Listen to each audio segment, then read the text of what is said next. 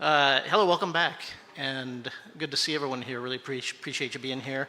Those of you who were at the earlier panel for coming back, and those of you who are here for just this panel, and the next speaker, we appreciate that. I'm Jerry Lenoska, Associate Professor in the Media School here in the Journalism Unit. I teach investigative reporting and media law and a variety of other things, and I'm really thrilled to be moderating this panel. Mainly my job today is to just introduce people, ask a couple questions, and then get out of the way and let you all ask questions. So that's what I plan to do.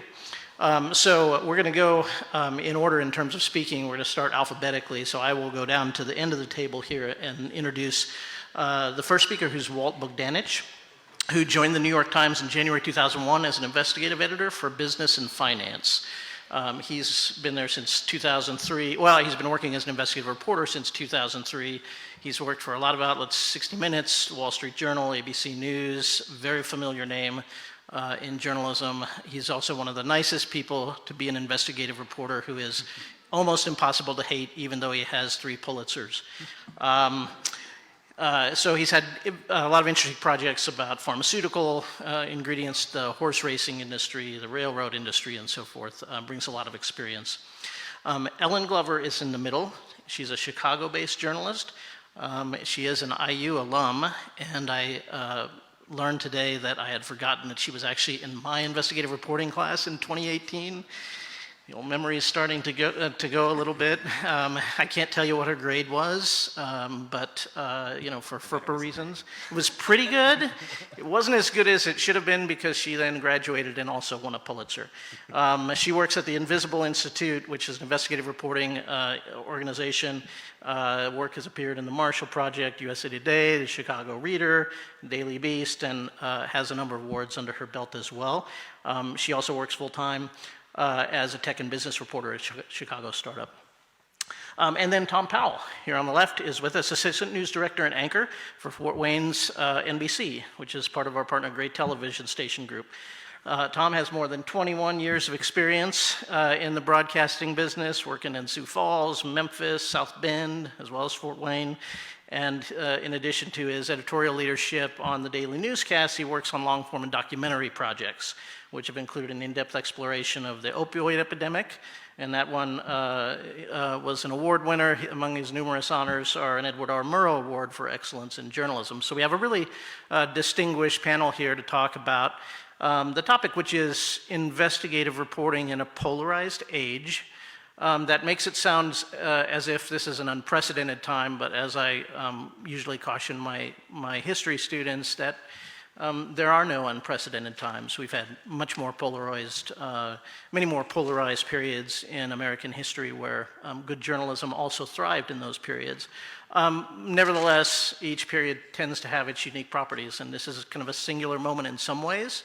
And so I'm really curious to hear our panelists talk about how do they do investigative journalism in such a time when there is less tendency on the part of our audience to be accepting of facts? And does that even matter, or do we just go ahead and keep doing reporting? So we're going to start off with Walt and hope we can get the overhead working, but he's going to step to the podium and talk to you. Thanks, Walt. I think better standing up. You may disagree with that after you hear what I have to say, but I just want to start off to fill out my resume a little bit better. I should point out that I was once sued for $10 billion. $10 billion with a B. And so I paid it off and then moved on with my life. Anyhow, jokes aside, I'm going to start out with some very basic truths. Democracy is in peril, journalism is in peril, and one cannot survive without the other. These aren't controversial statements. They're not even debatable. They're the truth. They're the world in which we live now. Am I worried? Yeah, damn right I'm worried, and you should be too. The question is, what are we going to do about it? And will it even matter? It's much easier to answer what we must do about it. Report, report, report. Much harder question is, will it matter? Will people believe what we write, what we report, what we broadcast? That is a question that I have trouble answering right now for obvious reasons. Okay, we know the problem. There's a lot of lunatics out there, a lot of people spreading lies on the internet, other places, making things up, but people are believing them. People want to overthrow our government, our democracy. You know, the deep state is behind everything. Institutions are not to be trusted. No institutions. Democracy, where institutions are not trusted, is not a democracy. It's not going to last. Journalists are now the enemy of the people. How about that? We've always in our own mind thought of ourselves sometimes as the enemy, but not of the people. Years ago, I covered the mafia, organized crime in Cleveland. And as long as you got their names right and you spelled their nicknames right, and you described what they were doing, they really they let you do what you're going to do. If you started to hurt their ability to earn money, that's when you had to look over your shoulder. Today, journalists face a different kind of threat. We don't know where that threat's coming from. The mafia was sort of identifiable. They drove big Lincolns, shiny Lincolns, and strutted around. I mean, now you don't know who it is. You go to a conference and you don't know who in the audience is looking at you and want to, teach you a lesson for being part of the deep state. I fear those dangers are only going to be intensified as we go forward. We in the media have done a terrific job of reporting on the lies, the stop the steal, the pedophile rings. I remember in Washington, there was a place I had gone, took my son to play ping pong, Comet Ping Pong, I guess that was the name. And the rumor was that there was a pedophile ring going on in the basement. And it was sufficiently believed by one individual in the Carolinas that he got a gun and drove up and was going to free the kids in the basement. A couple of problems with that, there wasn't a basement and there was no pedophile ring. And so when he was arrested, they asked him, why? He said, I must have gotten some bad intel. I remember that. Yeah, bad intel. Well, now, I mean, we reported just the other day about the butterfly, ring. I mean, we have on the border this butterfly center, southern border, that is somehow is operating in a way to protect pedophilia. What is going on? Butterflies? And so they have now sort of stopped what they're doing. That is a society that is a comfortable one in which to live. And we have to figure out what's going on. South Africa's Desmond Tutu once said, in so many words, we must do more than just pull people out of the river. We have to go upstream to find out why they're falling in. Americans are in great numbers are falling in, and we have to do a better job of figuring out why. We have to do a better job of figuring out why people believe these rumors. I mean, we've done a good job of establishing the crazies that are out there, and that it's not true, and that they're lying, and they're causing all kinds of harm to our institution and threatening people.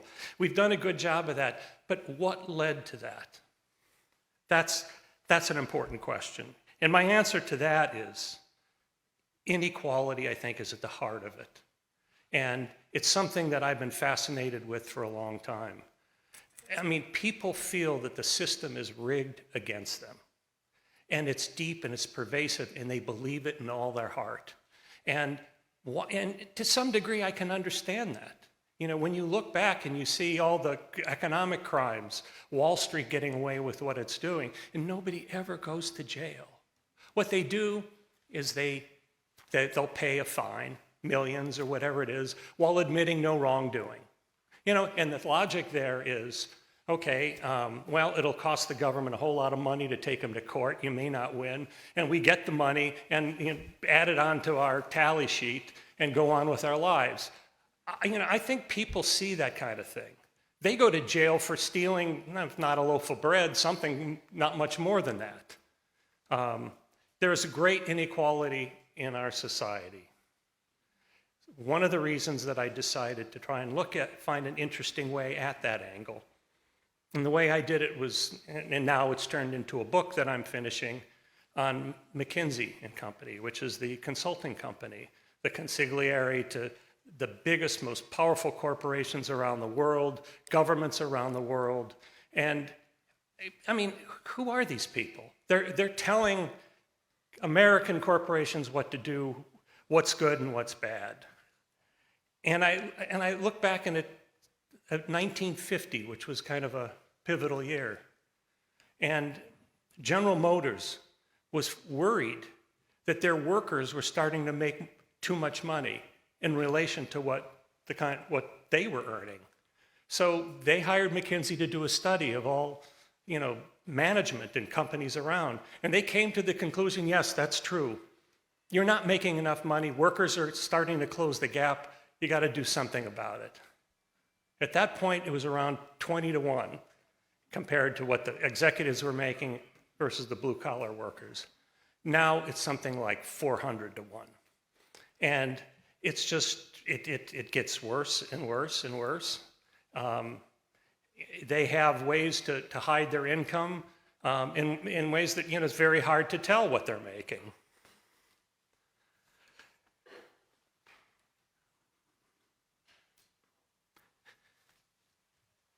For the first time in many years, the life expectancy of blue-collar Americans dropped. In fact, if you put it all together, all across America, I think for 3 years.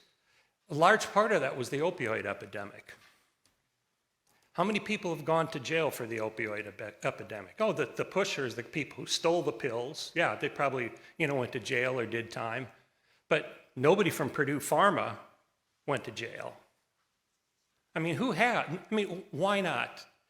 Families look around and they see all these people, their kids and their relatives and their communities torn apart, and no one really pays for it. McKinsey got involved in that. They were advising Purdue Pharma in the midst of the opioid epidemic to turbocharge their sales effort. Think about that.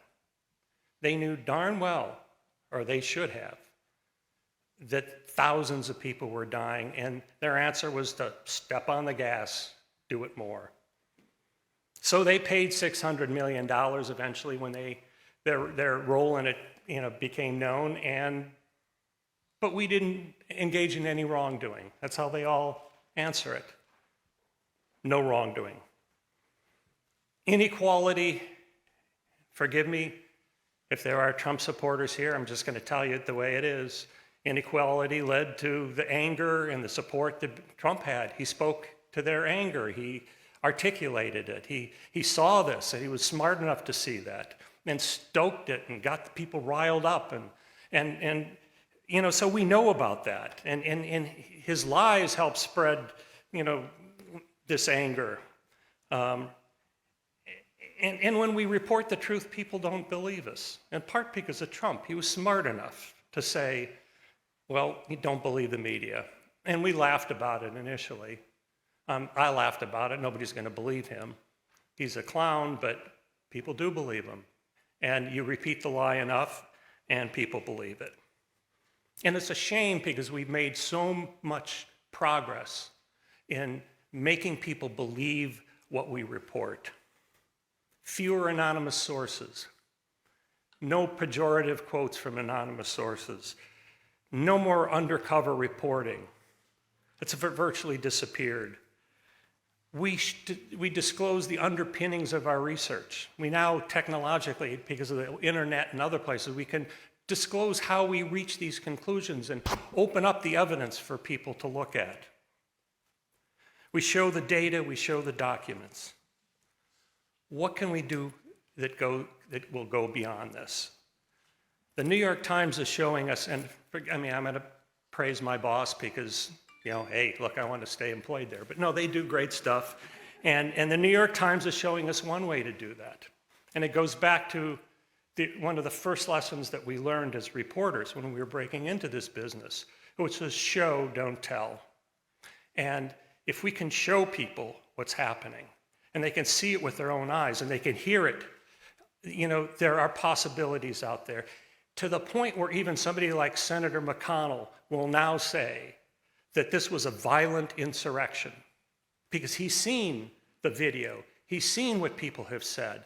How do you deny that, the impact of that? You don't. And it's pioneered by a hero of mine, Malachi Brown and his band of warriors. I mean, he's amazing. It's a different approach to journalism. And he's done it over and over again, and I would urge you just to plug in Visual Investigations, New York Times, and look at it. It's helped explain and untangle a lot of these police shootings in a way that now I clearly understand it, and people see it, can understand it, and will now recognize the truth.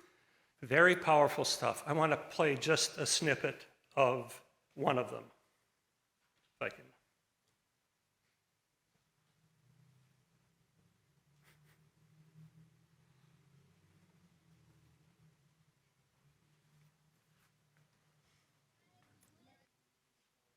Violence and vulgar language, be on guard here. Except doesn't seem to be. Do we have sound? Of the United States of America, and to the republic for which it stands, one nation, under God, indivisible, with liberty and justice for all. They came from all 50 states. Out of some sense of patriotic duty, So much more than just rallying for President Trump. It's really rallying for our way of life, the American dream, against fake news. to protest an election they believed had been stolen. We're here, Patriots. We're in Washington, D.C., Capitol building dead in front of us. Their day of action would be January 6th, when Congress would count electoral ballots and ratify the 2020 election results. For some, it was just a rally for their president. For others, it was a call to arms. We have the power in numbers. March on Congress directly after Trump's speech. In the weeks beforehand, there were over 1 million mentions on social media of storming the Capitol. Maps were shared of the building's layout. There was talk of bringing weapons and ammunition, and discussion over which lawmakers should be targeted first. This anger was based on a lie. This election was a fraud. A lie that had grown more frenzied after the election. President Trump won this election. They were flipping votes. Steal the election in Philadelphia. When you win in a landslide and they steal the election in Atlanta. And it's rigged. Steal the election in Milwaukee. It's not acceptable. This is outrageous. A lie spread by the president and his closest allies. Let's call out cheating when we find it. Some of whom stoked calls for violence. All hell is going to break loose tomorrow. Everyone's going to remember who actually stands in the breach and fights tomorrow and who goes running off like a chicken. We bleed freedom. This will be their Waterloo. And we will sacrifice for freedom. This will be their destruction. What happened next was chaos. They broke the glass. Insurrection. Take it now! Jesus! Death. Then there began a campaign to whitewash history, starting at the top. It was a zero threat. Right from the start, it was zero threat. And spreading throughout the Republican Party. Even calling it an insurrection, it wasn't. By and large, it was peaceful protest. One lawmaker who helped barricade the House doors now suggests there was barely any threat. If you didn't know the TV footage was a video from January the 6th, you would actually think it was a normal tourist visit. A tourist visit? This was not. Okay, you get the idea. I wish you could watch the whole thing, and you should if you haven't. I watched it a second time before I came up here, and it hit me just as hard the second time. To see, I mean, the violence and the hatred and the anger, and we have to ask ourselves, where did this come from? That's something for all of us to look at, and not just, give our opinions on the talk shows and this is terrible or bad, who's going to win, who's going to lose, who's up, who's down. No, it's looking at why this is about inequality in America. There are many problems in America. I'm not going to say it's the only one, but I do think that gave us Trump, and Trump has given us what we have now. Thank you all. Ellen, you can sit here, or you can go up there. I'll just sit here. Hello. Thank you for that. That was incredible. I'm Ellen. So I came into this industry at an interesting time because I was a sophomore in college when Trump was elected. So this talk about fake news and not trusting the media, it's been that way my whole career. I graduated in 2018. So first of all, it's really exciting to be here because it feels like yesterday I was taking classes here. And when I graduated college, I got a job at the Invisible Institute, which is a nonprofit media organization in Chicago. And we look specifically at policing. We look at other things too, but mainly policing in Chicago and elsewhere, which I can't think of a more polarizing subject, especially right now. So that in and of itself has been a challenge, but the ethos at the Invisible Institute has always been back it up with data and know what you're talking about. As the panel said before, know what you're talking about when you're entering these conversations, because there's almost certainly going to be pushback not only by the police departments that you're talking to, but people who support the police. And so that was our guiding principle when we started in on our most recent project, which was titled Mauled, and it was a collaboration with the Invisible Institute, AL.com, Indianapolis Star, and their incredible reporting, and the Marshall Project. And it started with us getting handed data about the Indianapolis Police Department, and it looked off. It looked like they were sicking canines on more people than they should be.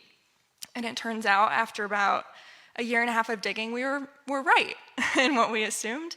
Indianapolis Police Department sicked dogs on more people than the top 20 largest cities in America.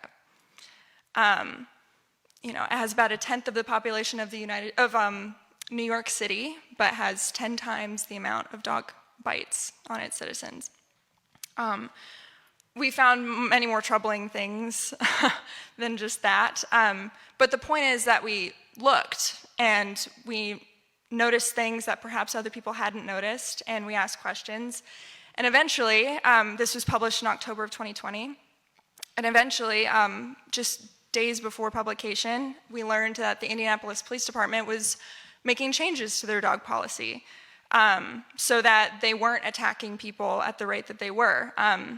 In our investigation, so we were handed data from 2017 to 2019, and among that data, we found that a person was getting bitten in Indianapolis by an IMPD canine every 5 days, which is pretty incredible. 60% of the people about 60% of the people getting bit were nonviolent offender. Well, that's 65% nonviolent and unarmed. 60% of these people were, not committing violent acts or felonies. The list goes on and on. About more than half were people of color, Black specifically.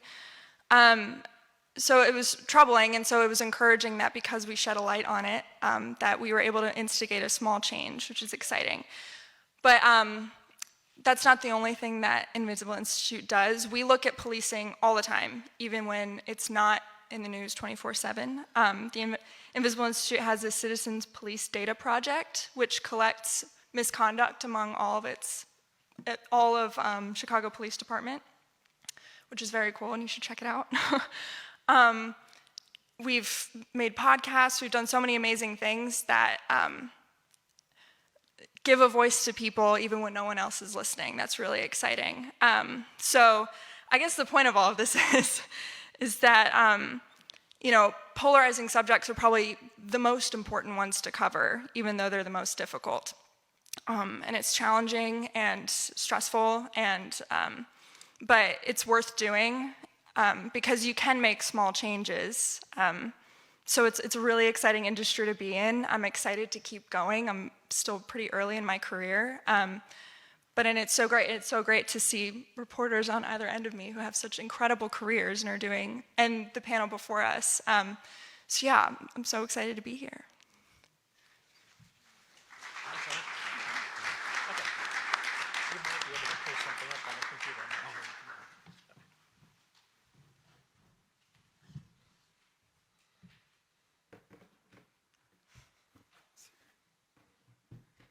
All right, my name's Tom Powell. I'm the Assistant News Director at WPTA in Fort Wayne, and we're about to launch a new show, 7 o'clock newscast on ABC 21, which I'm spearheading, and this couldn't have come at a better time because I'm re-energized, and we're doing a lot of digging deeper reporting. We're giving long form to interviews and subjects, so I'm recharged and ready to go.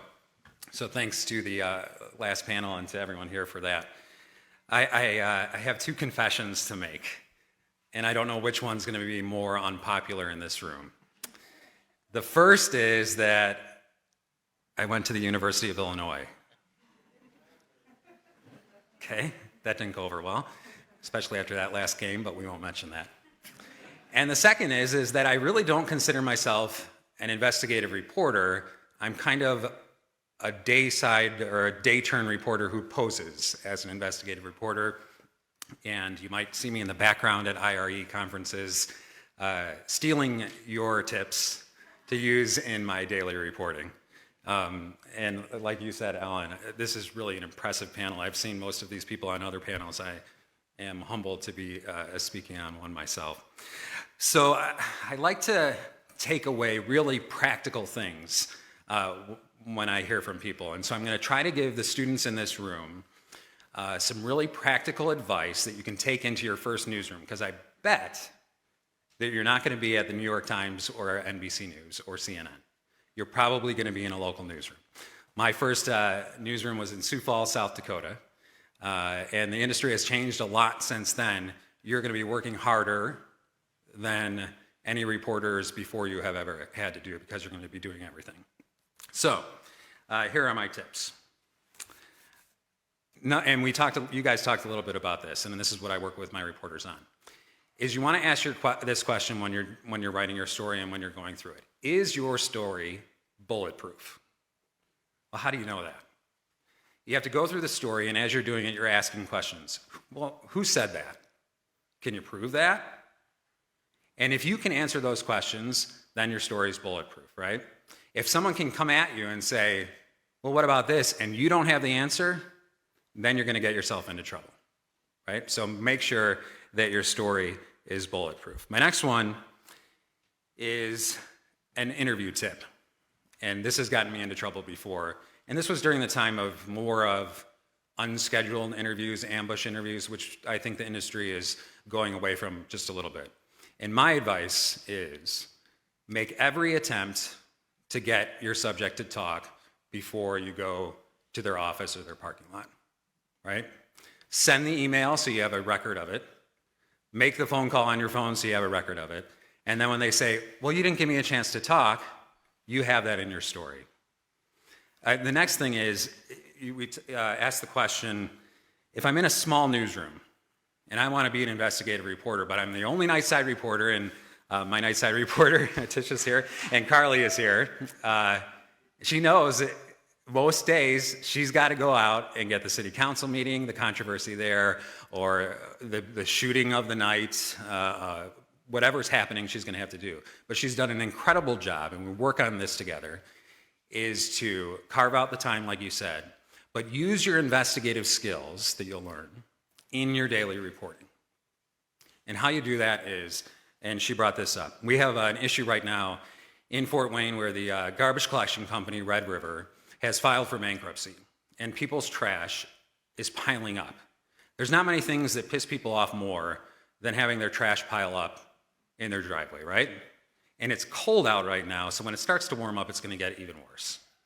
So who is responsible for this? Carly has done a great job of being the go-to person to the major players in this story, and you do that by constantly being in touch with them. And then once they know that you're the person that's most interested in this topic in the market, you are the go-to person, they're going to start giving you stuff. And what started to happen? Carly started to get numbers that other people didn't have. She started to make FOIA requests and get things from that Sometimes they put the wall up, and that was great advice about how to go over that wall. But the bottom line, for me, with younger reporters that want to be investigative reporters, you're going to have to do day turns first, I would assume. And that's good practice, because you can use your skills in day turns and develop your skills like Harley's doing right now with his trash story. So make your story bulletproof. Make every attempt to get the person that you want to talk to before you do an unscheduled interview. And let me see. Let me go to my notes. Usually I have a teleprompter. This is another tip. And I just worked with this, another young reporter. Todd Rokita's been in the news a lot in Indiana. Get a laugh there. And he's saying some things that are questionable, right? And he had a spat with the governor of his own party, Governor Holcomb. And he was in town, and he hadn't addressed this interaction with the governor, except a press release, and that didn't answer any of the questions that we wanted answered.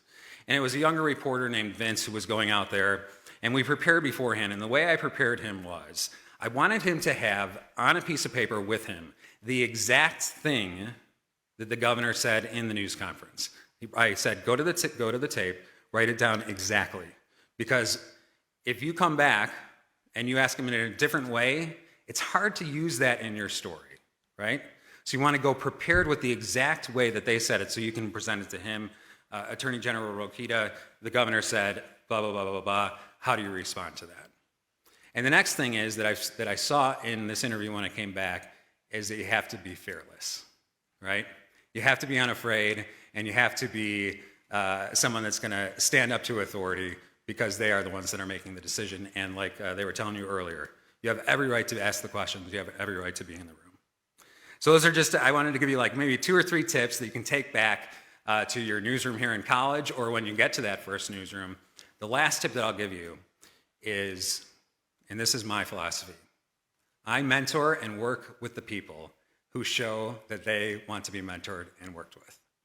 And it becomes very obvious, right? I put my eggs in the basket of the people that want to grow. And so make yourself that person. Make it known that you're the person that wants to grow, that wants to be the next great reporter. Thanks.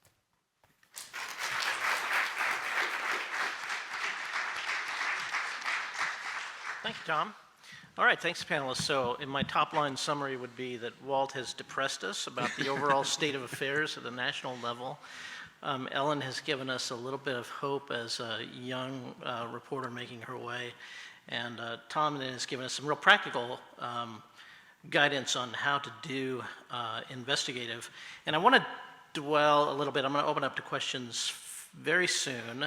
We do have microphones on either side of the room, so feel free to start lining up with your questions, because I'll just ask a couple.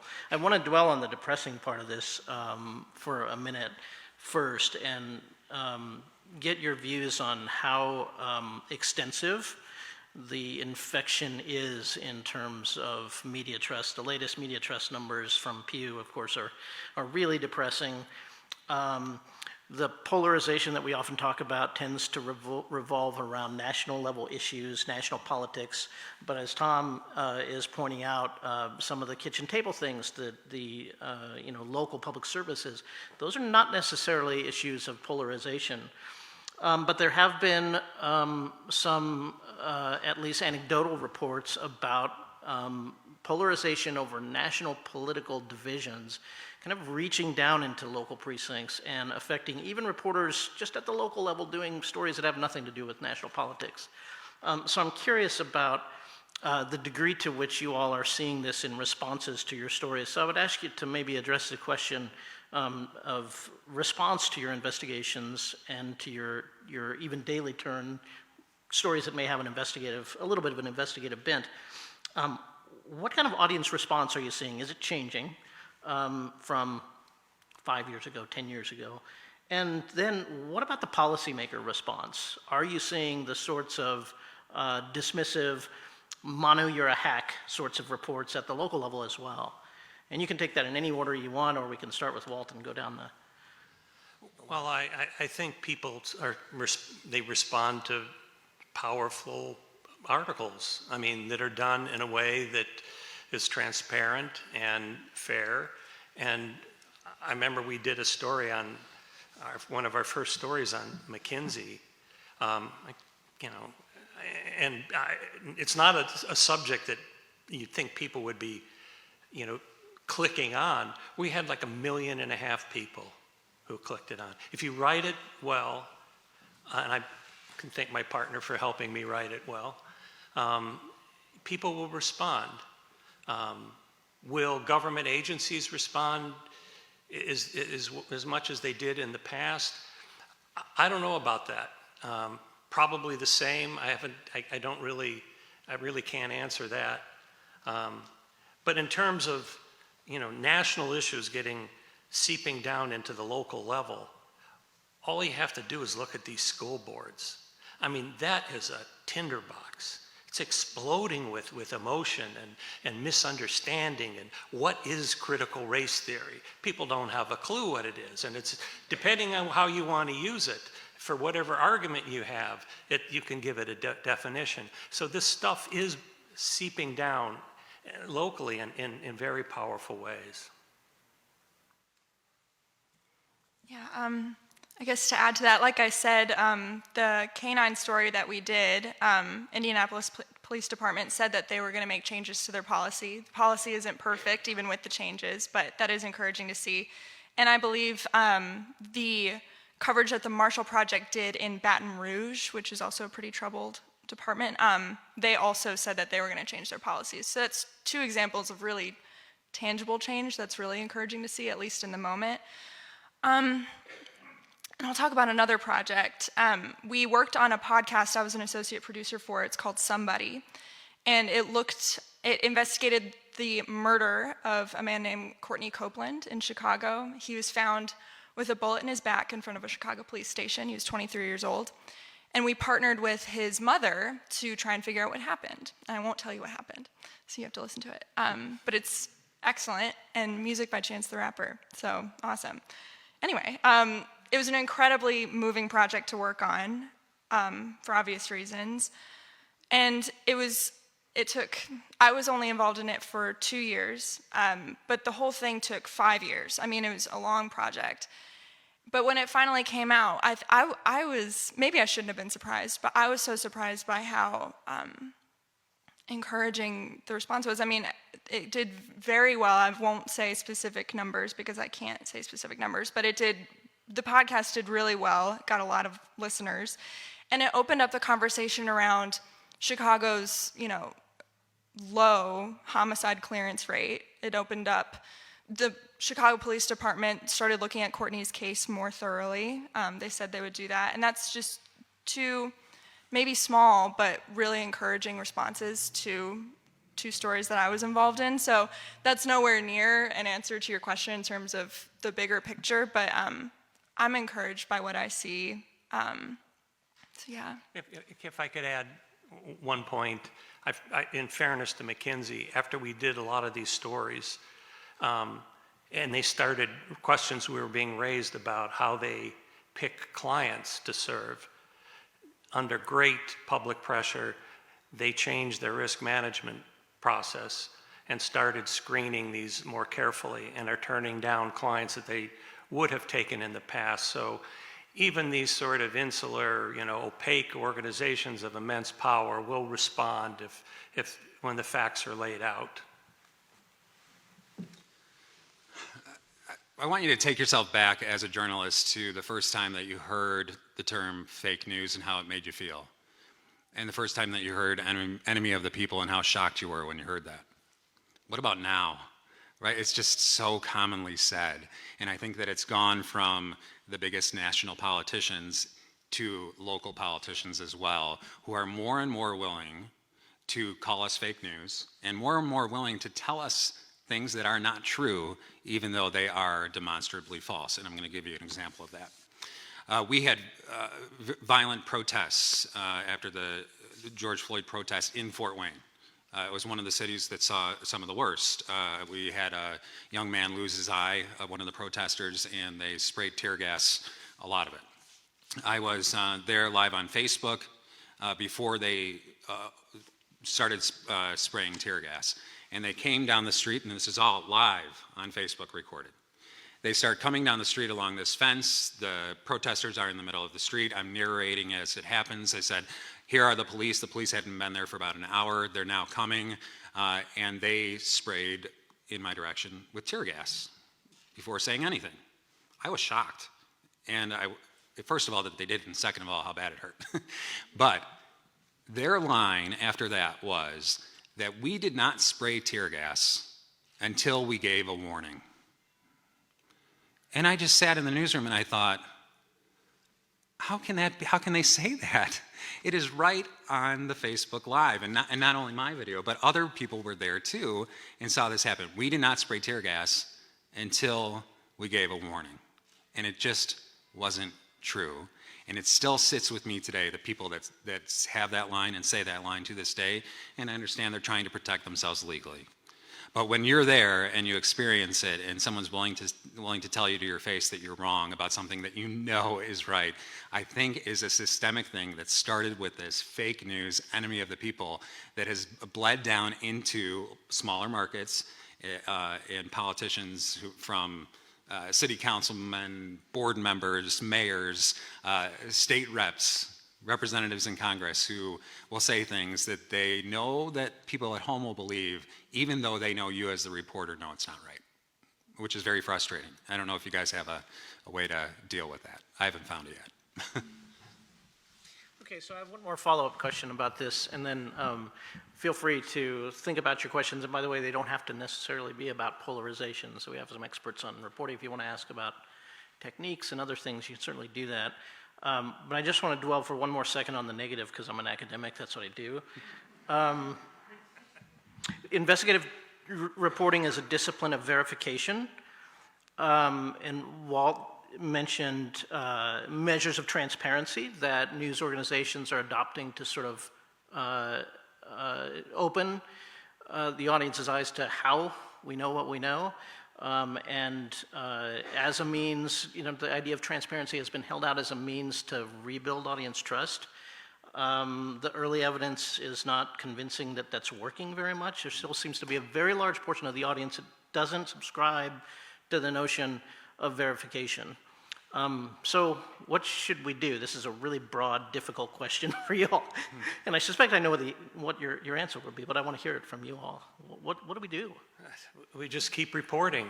The truth will win out in the end. We have to believe that. Otherwise, we'd go work at the gas station or something, which isn't a bad, life. I've done crazy things, but no, I just think you have to keep reporting, that's all, and hope that in the end truth will prevail, and you have to believe it, because if you don't believe it, you won't push hard enough to get the truth out. That's one thing I teach to my students over at Columbia, is you have to have this sort of low threshold of indignation.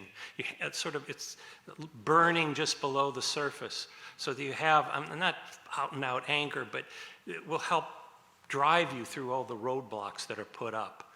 And that's all we can do, is just keep going, pushing forward. And I think that people disbelieve us more with every passing hour, unfortunately. I don't know where it will end. I don't want to even think about where it might end. I'm going to think positive, because I'm a positive guy. The truth will win out, so I'll leave it on that note. No, I think that's great. And the only thing I have to add to that, I agree with everything you just said. The only thing I have to add is just to look and look again and look again and look again, and look especially when no one else is looking. Look when covering a specific topic isn't sexy or in the news all the time. And yeah, just keep pointing to the truth again and again and hope that it wins out. And yeah, and just have this fire in you that what you're saying is right, and what you're doing is right, and what you're doing can help somebody, even if it's just a person. That's what drives me in an exceptionally difficult time. Yeah. Yeah, you asked what do we do? I think the answer, and this is one of the things that I learned at IRE, is process reporting. You have to show your work and do it as you go. There are a lot of reporters who want to wait until they have enough for like a long form 3-minute story, and I think that can be effective. I think it can also be effective if you go on nightly with the next piece of your investigation or the next piece of the big story that's driving your market at that time. So, and this goes back to what I was saying with calling, making sure that you call, save your emails, and don't be afraid to show that on television, right? Don't be afraid to show, they told us that they didn't get a chance to speak. This email shows that we contacted them twice, and then you have that. So I hate when I get to the end of the day and I'm looking at a reporter's story and I say, well, did you contact them? And they go, mm-mm. And I've had to drop stories, right? So you have to, if you are thinking at all like, I should probably talk to that person, you should talk to that person, or at least give them a chance to do so. And going back to the process of reporting, make sure that you're showing your work to your viewers so they believe you. Another thing that they're doing in the industry, and I'll talk about a competitor, a company called Tegna does Verify, which I don't know if it's been successful or not, but I think it's important work that they're doing. They're getting questions from viewers and then answering that question live on the air, showing the facts, showing who they called, showing who they talked to, what they said, and I think it's a real effective way to try to gain trust from viewers. One other thing, I know when I broke into this business as an investigative reporter, there was all this talk at IRE conferences. By the way, I worship that organization. It has helped make me what I am, for better or worse, mostly better, I think. Is that we studied the end interview where you kind of you hold all your information and then you pop it on the person. We don't do that at the Times anymore, and for good reason. I find it much better to start a dialogue before you get to the end of the game, so that you show that you're fair and you're trying to learn about it, and you don't have to give away the story. You don't have to tell them where it's going to go. They're going to be asking you questions. They're going to say, well, that's why I'm talking to you, because I don't know where it's going to go. Because I want to be fair and I want you to know who to call. And here's my number if you hear something or you think of something. It helps even these big corporations to recognize that, this is a fair person, and we want to convey, despite that fire burning inside, that we are still fair and we care about all sides of the story. Great, thank you for those answers. So the answer to the crisis of journalism we have, which is keep doing more and more good journalism. So I want to turn to your questions. We have about a little more than 20 minutes to have some questions, so we'll start over here. Thank you. I'm Bill Morrow. I'm the publisher of the Indiana Citizen. And Tom, I think you may be guilty of a little bit of Hoosier humility when you told the Todd Rokita story. And by the way, I saw some blank stares. There are some non-Hoosiers in the room. Todd Rokita is the Attorney General of Indiana. I think it's fair to say a Trump supporter. And you began to tell the story, but I don't know whether you buried the lead or cut it off, because your advice led to a very important story that ricocheted around this state and really got some traction. So I'll give you a chance to drop your Hoosier humility and tell the rest of that story, because your advice to that reporter made news. I don't think it was me. I think you're referring to the WSBT guy, right? That asked the question during the interview with Todd Rokita that got the answer of him second guessing the data, right? Yeah, it was. So, but that did make a ton of news, right? So he's talking to Todd Rokita, and the Attorney General says, I don't believe any of the numbers anymore. And the anchor said, is it Todd Connor? I'm sorry if I got that name wrong, because it was great. It was a great interview. And he goes, oh, so you don't believe your own numbers from your own state people? And he kept going and was saying that. And that angered the governor. And they're both Republicans. And the governor, who is not always direct about stuff like that, was pretty direct in his next news conference.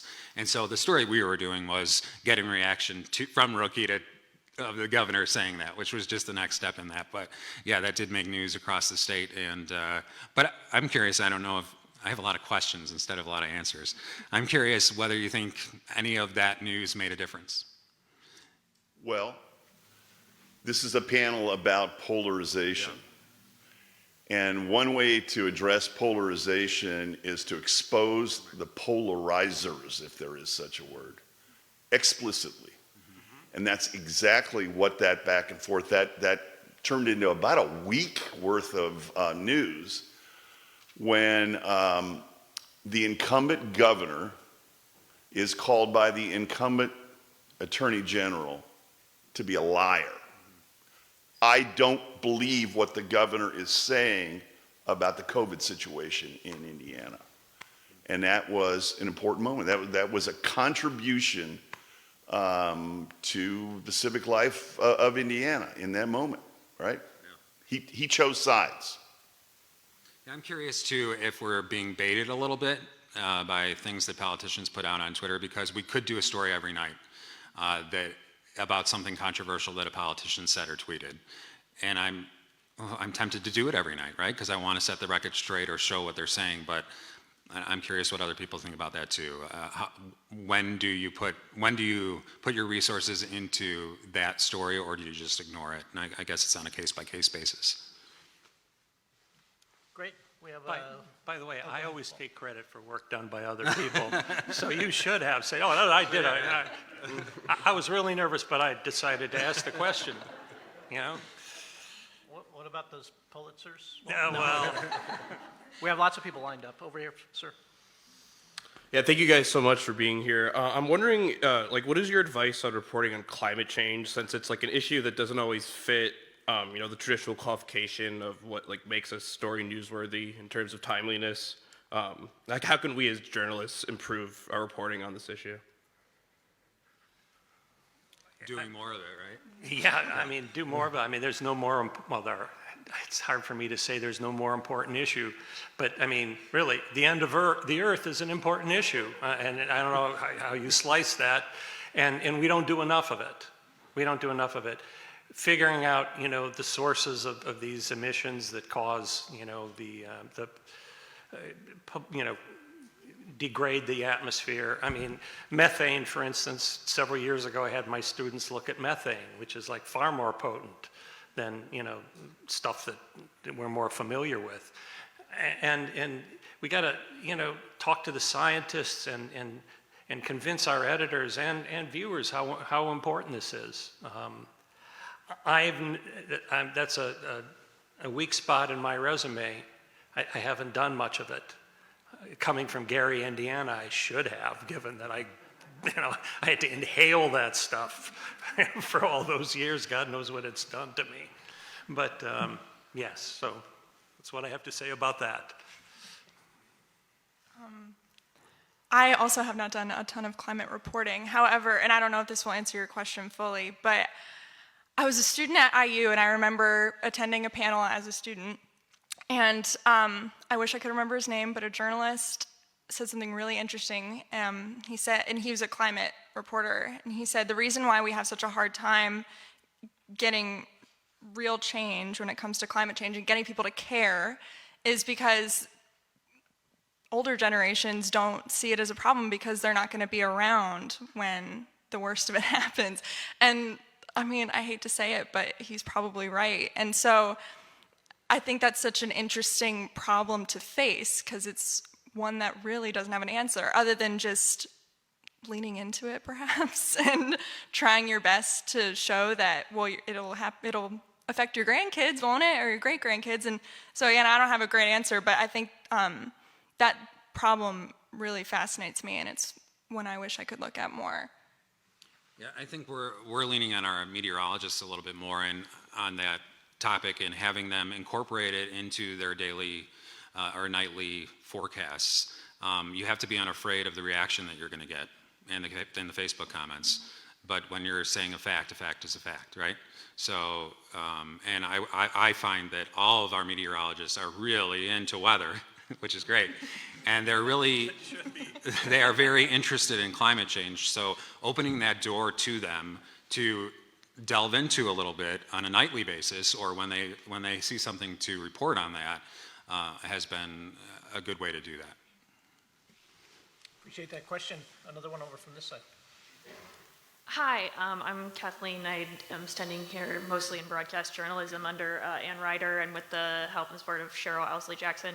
I just wanted to thank you guys for the work you're doing towards the truth, especially Mr. Bogdanovich, your work towards the opioid crisis. I had a cousin who died of a fentanyl overdose from mistakenly buying fentanyl that he thought was a Xanax.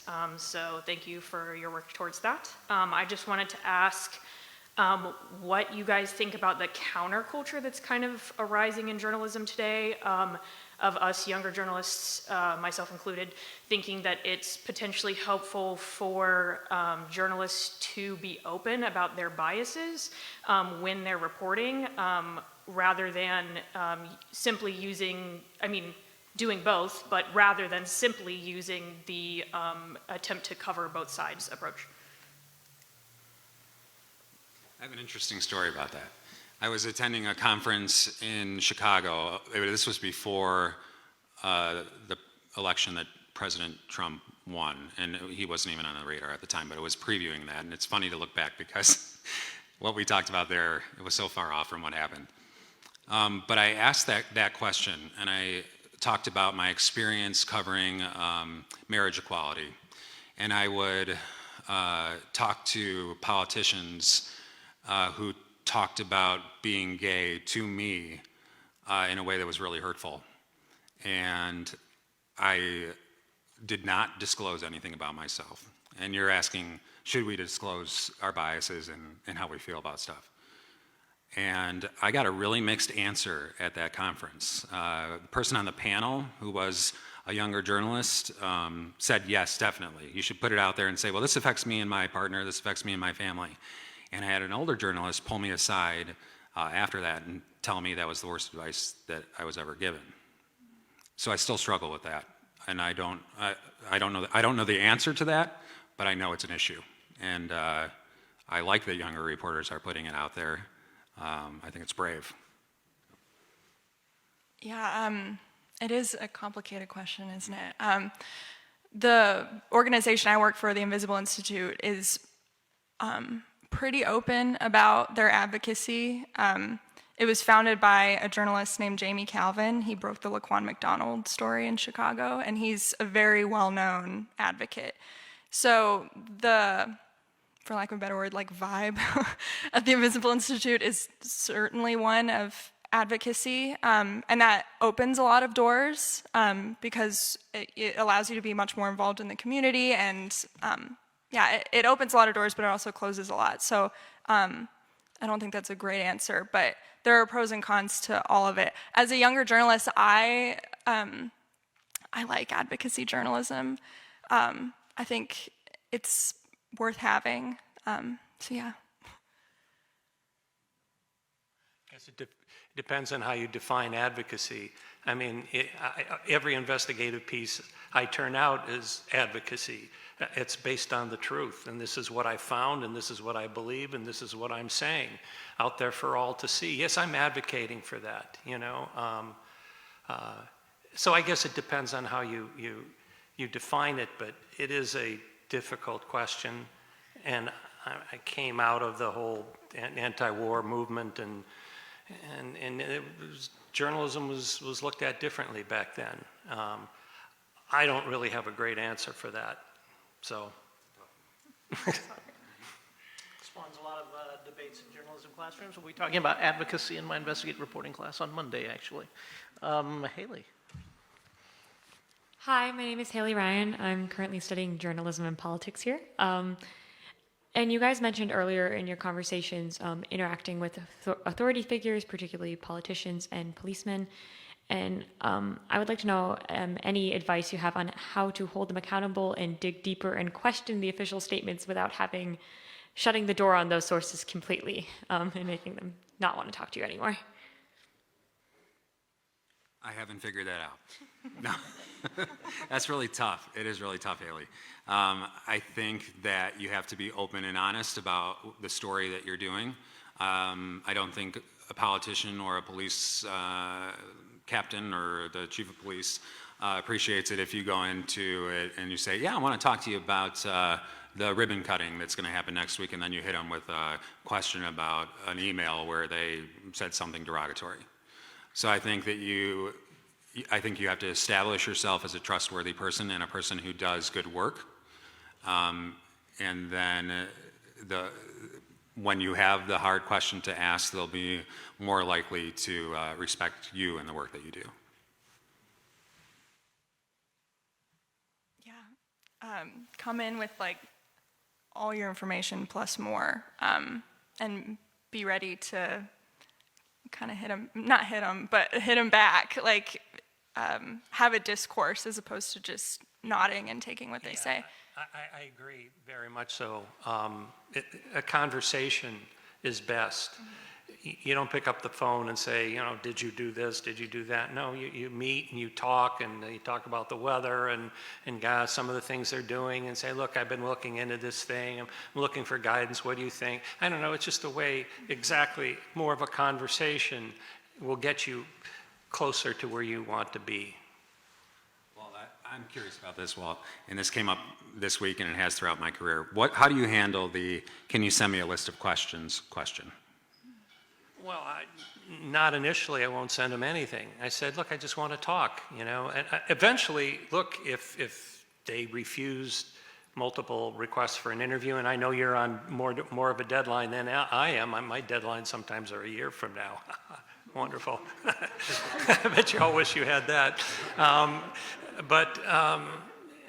So I don't know. What was the question again? Well, it happened to me just this week. I was interviewing the governor, and the governor's office wanted a list of questions. Yeah, eventually you have to, I think. And it's your obligation. Now, you explain why written questions are not a good idea, particularly for a public official, because for every answer they're going to give you in writing, you're going to probably have 3 more questions, and this is going to go on forever. And you're living off the taxpayer. And why don't you make efficient use of your time and let's sit down and have a conversation and finish it all at one time. Thank you for your answers, and we'll move back over to this side, sir. Hi, forgot to introduce myself earlier. I'm Andy Valbalsaja with the Daily Journal of Johnson County, but stemming off a similar question that preceded me. I live in a pretty conservative community, pretty pro-police. Not a lot of people are probably going to want to be whistleblowers. A lot of time, the only perspective we get is a police report. If I wanted to investigate the police in such a conservative environment, how would it be best to do that?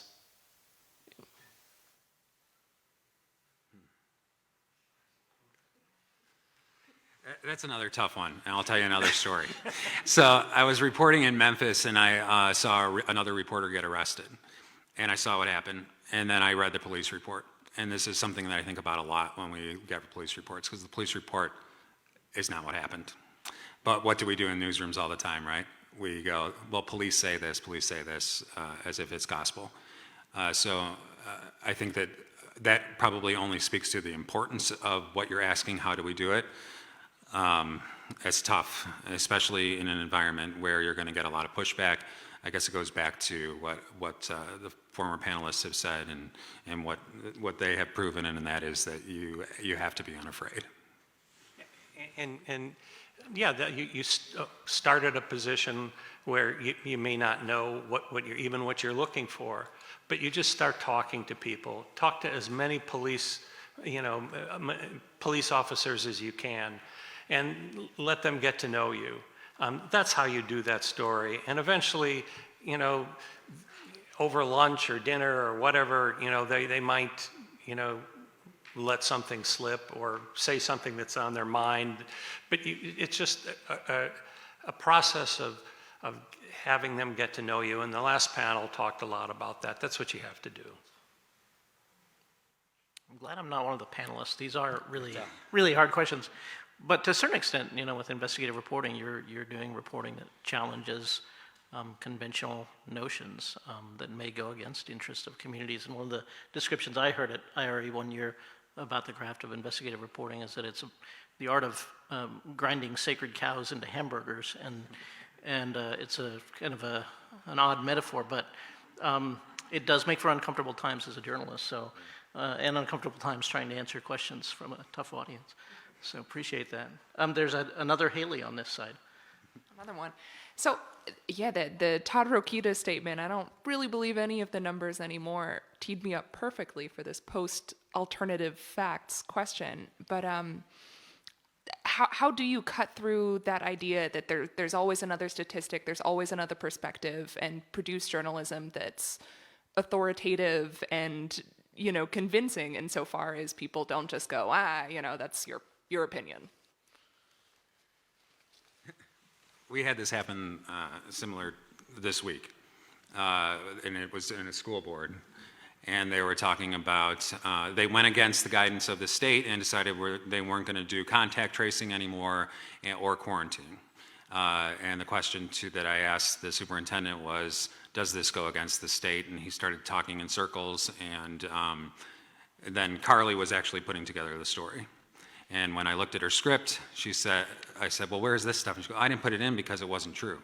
And I said, I think we put it in and then demonstrate that it's not true. So that's how I tackle it, is I'm not afraid to put it in there if we have the goods to show what they're saying is not true. So he says, well, we've got this, that, and the other thing, and then we show, here's the state guidance, and this is why it's wrong. Okay, let me challenge that for a second. I agree with you, but think about Trump, for instance. The media has been criticized for just putting whatever he said on the air, these rallies, and he repeats lies after lie. Is it enough then at the end to say, well, he was lying? I don't know. It's just giving, you know, fuel to the people who, I agree with you, but it's a little tougher when you're dealing with somebody like Trump who knows how to use the media so well.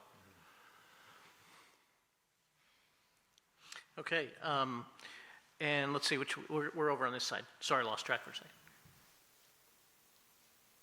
Can I talk right now, or? Yes. Okay. I want to ask, do you think it is possible for the journalists to act independently of the commercial growth of the platform or companies? Since the polarization is the subject of the discussion, but one of the causes of polarization is the public sentiment or the public opinion. And I'm just wondering whether, because I know some of you guys work in like CNN or New York Times, and like media workers cannot really, like, it's hard to work beyond the platform. But sometimes the public wants something that can stimulate their emotions, but emotion sometimes is the opposite side of the facts, or the things we as journalists want. So like, how do you guys balance those things? Now, are we talking about fluoridate? I mean, I'm not sure exactly what the... I think we're talking about, you know, audience interests in stories that are perhaps entertaining and arouse emotions and so forth, versus the sort of hard, factual material that investigative reporters. Am I paraphrasing you? Yes. You well? Yes. Yeah, I guess if I could further paraphrase a little bit, this is, you wonder to what degree there's a demand in today's audiences for the kind of news that you all traffic in. Hard, fact-based, hard-nosed empiricism, when many people sort of reject empiricism outright. And they're also easily distracted by emotional, you know, interesting feature news and so forth. Oh, gosh. That's interesting. And the only thing I can think to say to respond is just, you have to, even stories that may seem, and I hope this answers the question, even stories that may seem not to influence you, you have to show them that it does. For instance, in the canine story we wrote, you know, it's easy to say, well, just, you know, don't do a crime and you won't get attacked by a dog. But it's not that simple, because in Indianapolis, at least back when we were reporting this, if you were running away from the police, that gave them cause to sick a dog after you, even if you weren't committing a crime or if you ran a stop sign, you know. Or we also covered people who were sitting on their porch and got bitten by a dog. They weren't doing anything wrong, and the dog had a mind of his own, and he went after this person. And so I say all that in that even a story that may not seem, or a subject that may not seem to touch your day-to-day, more often than not it will, and it does, and you need to kind of convey that in your reporting. Yep. You want to follow up, sir? I was just thinking that maybe thinking about this as, you know, as sort of polar ends of things is not the right way to think about it either, because, excuse me, many of the great investigative stories are really heavily laden with emotion. They are heavily fact-based, but they do tap into wells of emotion similar to what you're talking about. Can I follow up? Sure.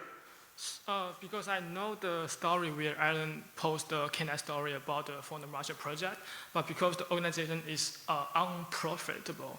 But like when the public may question you guys, like where is your money coming from, or where's the organization who gives the money the standing is, you might be questioned about that. Then they may think your facts is like being have some idea or standing by the size, and they will like question whether you guys are right or just doing it for the money. You know, I'm saying because my ultimate question is the conflict between exploring the facts or being with the money. It's really, gosh, it's a big question. Yeah, I don't have a great answer for your question other than it's one that I think about all the time, and it's, yeah. Yeah, so one thing I would just, I think we have to wrap up right now, right? Is that, I think we can do that. I was just going to say that, you know, thinking about your question sort of relates to credibility. It goes to the issue of credibility, and I'm interested in your thinking there about whether there's some differential views of credibility based on commercial versus a nonprofit organization. So it's maybe something in the mixer session you might want to bring up and chat with folks about, certainly because the nonprofit organizations have been seen as sort of a major part of this flowering of investigative reporting that is supposedly happening right now. But thank you for your question. Emma. Hi, I'm Emma. I can make my question quick, but I just wanted to like circle back and touch on the polarization we were talking about at the beginning. Walt, you opened by saying that our democracy is under attack, and I think a new and unprecedented part of our democracy is the presence of social media and how participatory it is right now. So how does the presence of social media change how you approach investigative reporting, and how does it change the public's response to your reporting? Well, social media has changed everything, obviously, and it's on both good and bad. It helps fuel the conspiracy theories and the lies and everything, but it also helps us track down information we need to prove our cases without having to go to courthouses every day or, you know, the recorder's office. We can do more investigative reporting because of that, and we can reach people because of that. We can get on LinkedIn and find everybody who left the company. So yeah, it's good and bad, but I wish it wasn't here. I really don't. So that's where I stand. When I was reporting in Memphis, I had a news director, Michelle Gores, and about half hour after the editorial meeting in the afternoon, she'd do a sweep through the newsroom, and like if I was still sitting there, she'd be like, "Tom, why are you still here? Get out in the field. No news happens in the newsroom," right? And so I've had that mentality, and then I'll see a reporter now in the newsroom, but you can actually find news in the newsroom now because you can track down your sources on Facebook and use those tools. So I don't know that she could yell at me anymore, "Tom, get out in the field," because social media does help us in a way track down people and sources that we need for our stories. Great. All right, we're going to take this last question, sir. Hi, I'm Mickey Shuey with the Indianapolis Business Journal. There's obviously a lot of students in the crowd here today. I just wanted to ask, how do you personally balance the workload and the amount of information that you have to deal with on a mental health level? I mean, how do you balance your mental health with your jobs on a day-to-day basis?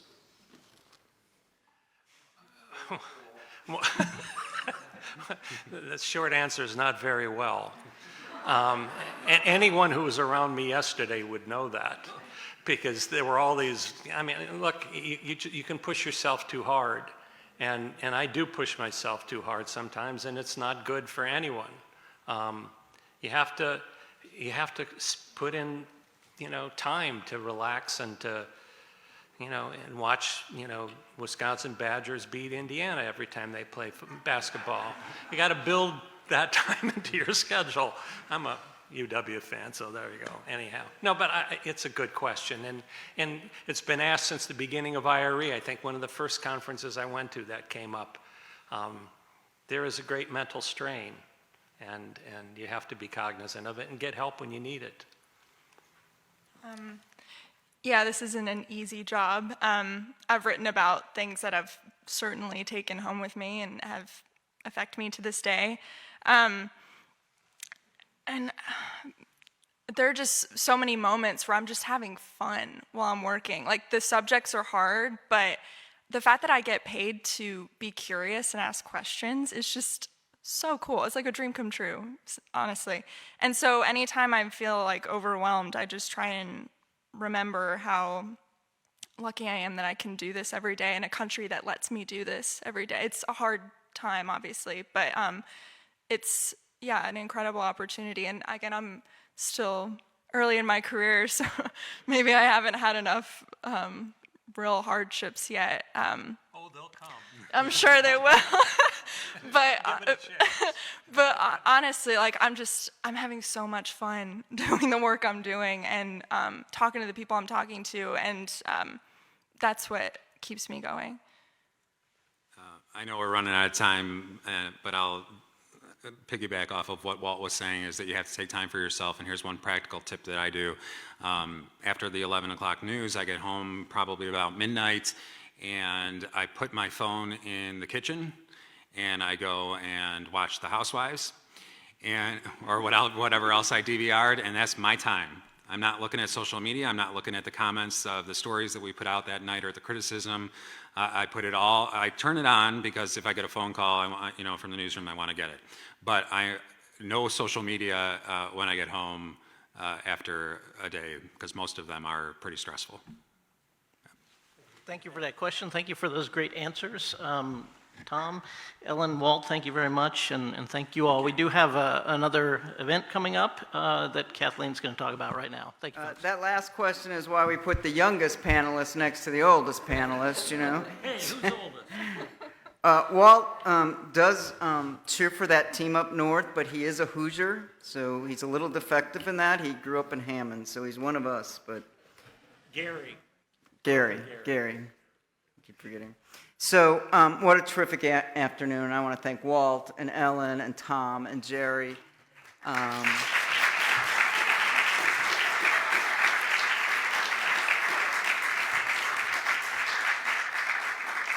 That's 4 more Pulitzers than, elsewhere.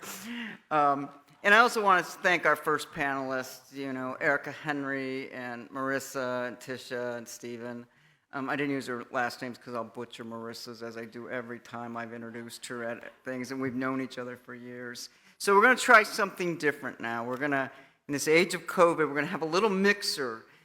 We thought it would be fun for students especially to meet the panelists on a 1-on-1 or 6-to-1, whatever it is, and also our board members. If you looked in our program, they're fine journalists in their own right at some points in their career. So for the next hour, we don't have the kind of spread we would have pre-COVID, but there might be a few hors d'oeuvres out there, or a cookie or something. And then I welcome all of you to come back here to hear our friend Sarah Seidner in our keynote address. Thank you for coming, and we're not done yet. So if you would adjourn to the Commons, which is right around the hall, and then we'll be back here in an hour. All right? Thank you.